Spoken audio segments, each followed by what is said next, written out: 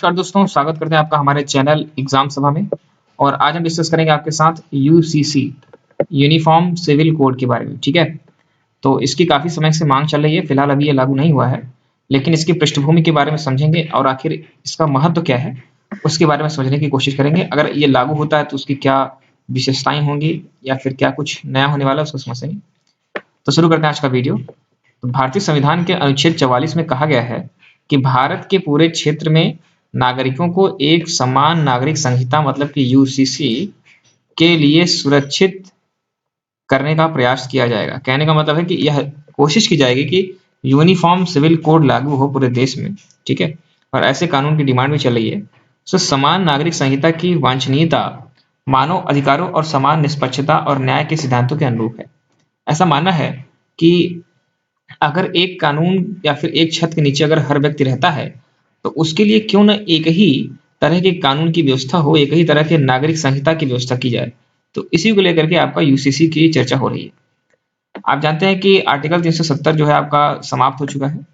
तो धारा 370 के निरसन के बाद केंद्रीय परिवार कानून अधिनियमों को जम्मू और कश्मीर तक विस्तारित किया जा चुका है।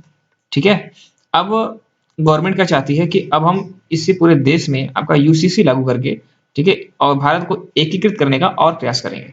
अच्छा, समझने का प्रयास करते हैं कि यूसीसी है क्या। ठीक है, और डिटेल में जाने की कोशिश करते हैं। तो यूनिफॉर्म सिविल कोड भारत के लिए एक कानून बनाने की मांग करता है जो शादी, तलाक, विरासत मतलब कि जमीन जायदाद का अगर कोई केस है या फिर गोद लेने की जैसे सभी मामले सभी धार्मिक समुदायों पर लागू है। कहने का मतलब है कि अगर मान लीजिए कोई भी हिंदू व्यक्ति या हिंदू परिवार किसी मुस्लिम अनाथ को गोद लेना चाहे तो क्या उसके लिए क्या नियम है। अभी उसके लिए नियम अलग अलग है। ठीक है, काफी मतलब पेचीदा है। तो यदि यूनिफॉर्म सिविल कोड लागू होता है, ठीक है, तो मतलब कोई भी धर्म हो, किसी भी धर्म का कोई व्यक्ति हो, ठीक है, उसके लिए समान संहिता लागू होगी, समान तरह के आपके नियम लागू होंगे, चाहे वो शादी का नियम हो। अभी भी शादी शादी की जो पद्धतियां हैं, अभी मैं आगे चर्चा करूंगा, वो अलग अलग हैं। तलाक की पद्धतियां अलग है, जैसे कि मुस्लिम में ट्रिपल तलाक हुआ करता था। ठीक है, हिंदुओं में आपका बेसिक प्रोसीजर फॉलो किया जाता है।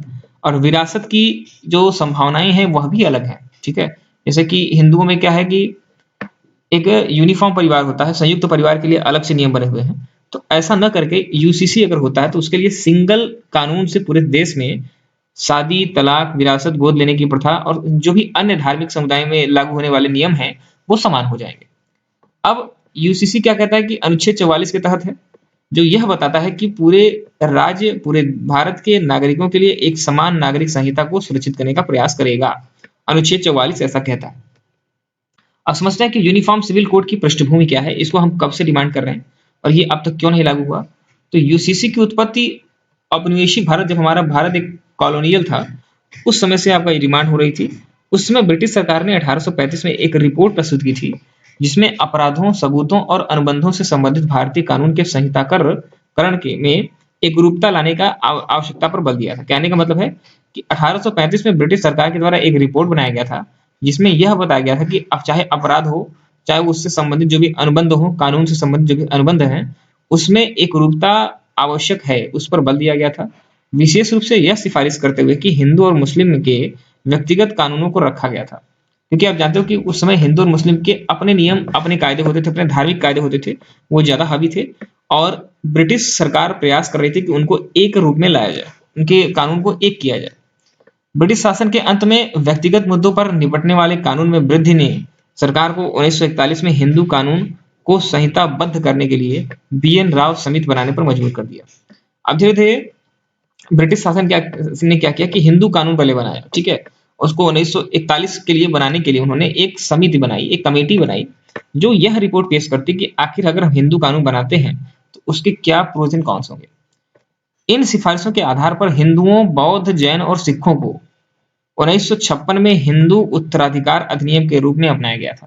कहने का मतलब देखो, हिंदू का मतलब केवल हिंदू नहीं है।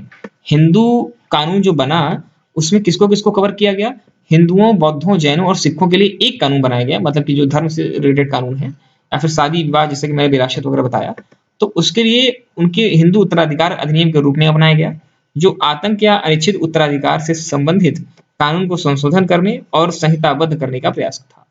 कहने का मतलब है कि उनमें कोई भेदभाव न रह जाए, उनके लिए समान संहिता लागू हो, तो उसके लिए प्रयास किया गया 1956 में। लेकिन या फिर भी आपका यूसीसी नहीं था, क्योंकि इसमें मुस्लिम नहीं शामिल थे, इसमें कुछ पारसी नहीं शामिल थे, इसमें इंग्लिश मैन नहीं शामिल थे, अंग्रेज नहीं शामिल थे, तो इसलिए अभी भी ये आधा कानून था।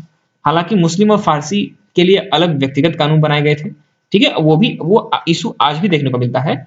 एकरूपता लाने के लिए अदालतों ने अक्सर अपने निर्णयों में कहा है कि सरकार को समान नागरिक संहिता को आगे बढ़ाना चाहिए, आगे बढ़ाने का प्रयास करना चाहिए, उसको लागू करने का प्रयास करना चाहिए। बहुत से ऐसे केस में जिसका उदाहरण हम दे सकते हैं यहाँ पे, जैसे कि शाहबानो मामले में फैसला सर्वविदित है, लेकिन अदालतों ने कई अन्य प्रमुख निर्णयों में एक ही बिंदु अपनाया है कि यूसीसी लागू किया जाए, यह तर्क देते हुए कि ट्रिपल तलाक और बहुविवाह जैसी प्रथाएं महिलाओं के अधिकार पर गरिमा के साथ प्रतिकूल प्रभाव डालती हैं। कहने का मतलब है, जैसे ट्रिपल तलाक मुस्लिम बेस्ड आपका एक कानून था कि नहीं था, तो यदि यूसीसी लागू होता तो महिलाओं पे जो शोषण और अत्याचार की खबरें आती रहती हैं, चाहे वो किसी धर्म में हो, तो उसका जो प्रतिकूल प्रभाव महिलाओं के अधिकारों पे पड़ता है, वह पड़ना बंद हो जाएगा। केंद्र ने सवाल उठाया कि क्या धार्मिक प्रथाओं को दी गई संवैधानिक सुविधा उन लोगों तक भी विस्तारित होनी चाहिए जो मौलिक अधिकारों के अनुपालन में नहीं है।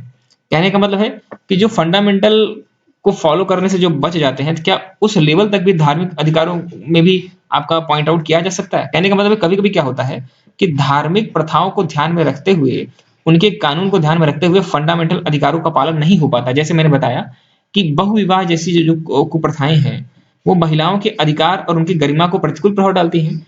तो इस तरह की आपकी हमेशा चर्चा बनी रहती है। अब समझते हैं कि यूसीसी की निहितार्थ आखिर आवश्यकता क्या है। तो उसके कुछ पॉइंट मैं यहाँ पे गिनाता हूँ। समाज के कमजोर वर्ग को संरक्षण करने के लिए यूसीसी का उद्देश्य महिलाओं और धार्मिक अल्पसंख्यकों को अम्बेडकर द्वारा परिकल्पित जो संवेदनशील वर्गों को सुरक्षा प्रदान करनी थी, जिसके माध्यम से राष्ट्रवादी उत्कंठा को बढ़ाया जा सके।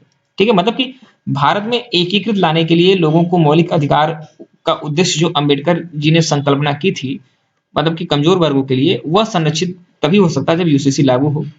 ठीक है, महिलाओं पे जो शोषण अत्याचार होते हैं उसमें भी ये बात सही बैठती है। कानूनों का सरलीकरण किया जाए। कहने का मतलब है कि कोड यूसीसी अगर लागू होता है तो विवाह समारोह, विरासत, उत्तराधिकार, गोद लेने की जो जटिल कानून है उसको सरल बनाया जा सकता है, जो उन्हें सभी के लिए एक समान बना देगा। समान नागरिक कानून तब सही नागरिकों के लिए लागू होगा जब इसे विश्वास के बावजूद, जो उनके विश्वास के बावजूद, जब अधिनियम, कोड, हिंदू कानून, बिल, शरिया कानून और अन्य जैसे धार्मिक विश्वासों के आधार पर वर्तमान में अलग किए गए कानूनों को सरल बनाने का काम करेगा। मतलब कहने का मतलब है कि कानूनों का सरलीकरण तभी संभव है जब सभी धर्मों के कानूनों को इतना आसान बना दिया जाए जिससे कि वो यूनिफॉर्म सिविल कोड के अंतर्गत आ जाए। अब धर्मनिरपेक्षता के आदर्श का पालन करना, यह भी तभी संभव है जब धर्मनिरपेक्ष कहते हैं ना, हम भारत को क्या कहते हैं कि भारत का कोई भी राष्ट्रीय धर्म नहीं है। ठीक है, तो जब धर्मनिरपेक्ष कहा जा रहा है तो इससे स्पष्ट होता है कि इसमें अलग अलग धर्मों के आधार पर कानून क्यों बनाए जाते हैं। यदि धर्मनिरपेक्ष कहा जाता है तो धर्मनिरपेक्ष प्रस्तावना में निहित उद्देश्य है एक धर्मनिरपेक्ष गणराज्य को धार्मिक प्रथाओं पर आधारित विभेदित नियमों के बजाय सभी नागरिकों के लिए एक समान कानून की आवश्यकता है। कहने का मतलब आप समझिएगा तर्क क्या है। तर्क यह है कि जब हम भारत को धर्मनिरपेक्ष राष्ट्र कहते हैं, मतलब इसका कोई भी धर्म लिखित नहीं है कि हाँ संविधान में कि हिंदू धर्म है या मुस्लिम धर्म है या बौद्ध धर्म है या फिर सिख धर्म है। यदि कोई भी धर्म रजिस्टर्ड नहीं है, हम अपने को धर्मनिरपेक्ष मानते हैं, तो क्यों ना एक समान नागरिक कानून की तरफ बढ़ा जाए।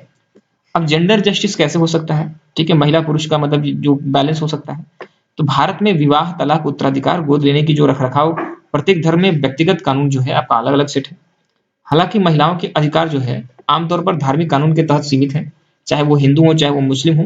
ट्रिपल तलाक इसका एक उदाहरण है। ठीक है, ये दोनों की बात की जा रही है कि हिंदुओं में भी और मुस्लिमों में, दोनों में कहीं ना कहीं उनको मौलिक अधिकार जो होते हैं वो नहीं मिल पाते हैं, उनसे वंचित रहते हैं। यदि समान नागरिक संहिता लागू होती है तो सभी व्यक्तिगत कानून अस्तित्व में नहीं रहेंगे। व्यक्तिगत का मतलब कि धर्म संबंधित, धर्म से रिलेटेड जो कानून बने हैं, तो यह मुस्लिम कानून, हिंदू कानून और ईसाई कानून के लैंगिक पक्षपात को दूर करेगा, जो अक्सर महिलाओं द्वारा इन आधार पर चुनौती की जाती है कि वे समानता के अधिकार का उल्लंघन करते हैं। कहने का मतलब है कि हिंदू एक्ट हो, हिंदू मैरिज एक्ट हो या फिर कोई भी एक्ट हो, चाहे वो आपका शरिया कानून हो, तो ये सभी कानून कहीं ना कहीं महिलाओं के अधिकार का उल्लंघन करते हैं। ऐसा अक्सर केस देखने को मिलता है, रजिस्टर होता है आपका न्यायालयों में ऐसे केस। यूसीसी को चुनौती कैसे दिया जाता है, लोग कैसे चुनौती देते हैं। केंद्रीय परिवार कानून में अपवाद हैं, जैसे कि स्वतंत्रता के बाद संसद द्वारा लागू किए गए सभी केंद्रीय परिवार कानून अधिनियम प्रारंभिक खंड यह घोषणा करते हैं कि वे जम्मू और कश्मीर राज्य को छोड़कर पूरे देश में लागू होंगे। फिलहाल धारा 370 खत्म होने के बाद इसमें कहीं न कहीं सरलीकरण हुआ है। इन सभी अधिनियमों में 1968 में एक दूसरा अपवाद जोड़ा गया, जिसमें कहा गया कि इसमें कुछ भी शामिल नहीं है जो केंद्र शासित प्रदेश पांडिचेरी में रेनकोट्स पर लागू होंगे। कहने का मतलब है कि पांडिचेरी को भी इससे बाहर कर दिया गया। तीसरा अपवाद, गोवा, दमन दीव में इसमें कोई भी अधिनियम लागू नहीं होगा। ये अपवादों की वजह से भी यूसीसी नहीं रह जाता है। ठीक है। अगला अगर बात करें जैसे कि नागालैंड और मिजोरम के उत्तर पूर्वी राज्यों से संबंधित एक चौथा अपवाद है, जो संविधान के अनुच्छेद 371 ए और 371 जी से निकलता है, जो यह कहता है कि कोई भी संसदीय कानून अपने प्रशासन के लिए प्रथागत कानून और धर्म आधारित प्रणाली की जगह नहीं ले सकता। कहने का मतलब है कि नागालैंड वगैरह जो आपका अनुच्छेद 371 है और 371 जी है, वो यह कहता है कि संसदीय कानून और प्रशासन के दृष्टि से अगर कोई कानून बनाया जाए, मतलब कि प्रशासन के दृष्टि से मतलब कि हमें सहूलियत हो जाए, इसको ध्यान में रख करके धर्म पर चोट करने वाला कोई भी कानून या कोई प्रणाली नहीं बनाई जा सकती। यह भी एक तर्क है। सांप्रदायिक राजनीति भी होती है, आप जानते हो। तो सांप्रदायिक राजनीति के संदर्भ में समान नागरिक संहिता की मांग की गई है। ठीक है, क्योंकि जानते हैं कि सांप्रदायिक राजनीति को तभी समाप्त किया जा सकता है जब आपका यूसीसी लागू हो। समाज का एक बड़ा वर्ग इसे सामाजिक सुधार की आड़ में प्रमुखतावाद के रूप में देखता है।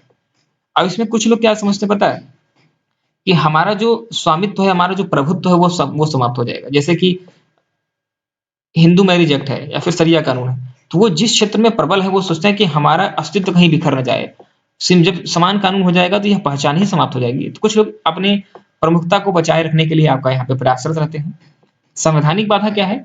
भारतीय संविधान का अनुच्छेद 25 जो किसी भी धर्म को भारतीय संविधान के अनुच्छेद 14 के तहत निहित समानता की अवधारणाओं के साथ संघर्ष में अभ्यास करने और प्रचार करने की स्वतंत्रता को संरक्षित करने का प्रयास करता है। कहने का मतलब है कि अनुच्छेद 14 और अनुच्छेद 25 को अगर मिला करके स्टेटमेंट समझें, तो वो यह कहता है कि सभी को अपने धर्म को संरक्षित करने का अधिकार है, उनके अभ्यासों को, उनके जो भी प्रैक्टिसेस हैं उसको लागू करने का अधिकार है। यहाँ पे थोड़ा सा मामला फंस जाता है। आगे बढ़ने की कोशिश करते हैं और समझते हैं कि वे फॉरवर्ड क्या हो सकता है, मतलब कि भविष्य में क्या संभावनाएं हैं, हमें क्या दृष्टिकोण रखनी चाहिए। तो हमें सहयोगात्मक दृष्टिकोण रखना चाहिए। विश्वास का निर्माण करने के लिए सरकार और समाज को कड़ी मेहनत करनी होगी। मतलब समाज के बेसिक लोगों को समझाना होगा कि यूसीसी के क्या लाभ हैं। धीरे धीरे जागृति पैदा करनी पड़ेगी।